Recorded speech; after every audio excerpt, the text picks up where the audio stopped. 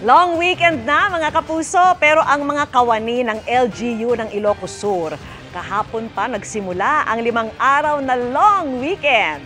Ang araw kasing ito, dineklara sa kanilang Rejuvenation Day. Tara na't mapasana all sa pagtutok ni Mark Salazar.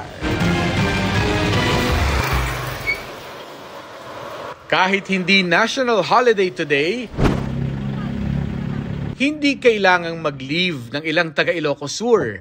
Marami ang nag-beach dahil doon today is Rejuvenation Day. Pista opisyal para sa mga kawani ng pamahalaang lokal. Ibig sabihin, wala nang ipit na araw sa kanilang very long weekend sa Ilocos Sur. Kaya ang kawaning si Blessy Bambalan nag-rejuve with family sa beach. Magandang hakbang ito ng gobyerno para mag-relax naman po ang kanilang empleyado at magiging effective po sa kanilang work. Napapasana all na lang ang mga taga Metro Manila gaya ni Mark Doringo na mamayang gabi pa makakabiyahe papuntang Pagudpud, Ilocos Norte dahil may pasok pa ngayon eh. Matagal na po na plano to sir, last month pa po.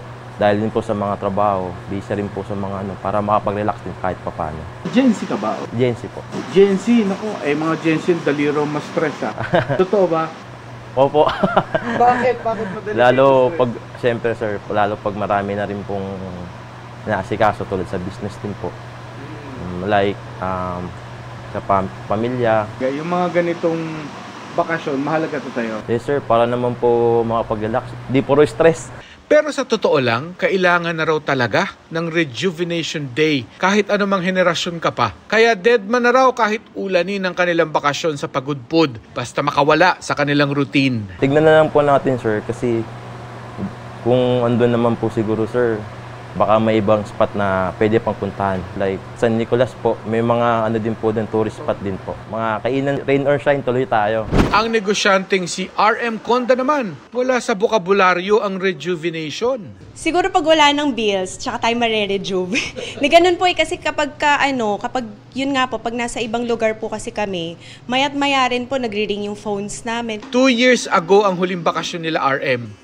Hindi nila na-enjoy. Yung business namin is more on talking sa mga guest online. So, nandun pa rin yung utak namin na kailangan mag-reply. Ang long weekend na lang kay RM ay tulog na kung tutuusin, pribilehyo na rin daw ngayon. Pinaka-inaabangan ko po talaga yung long weekend kasi makakapagpahinga din ako ng matagal. Parang hindi na ako masayang nagbabakasyon eh. Masaya na ako pag nandito lang ako sa bahay. Para sa GMA Integrated News, Mark Salazar, nakatutok 24 oras.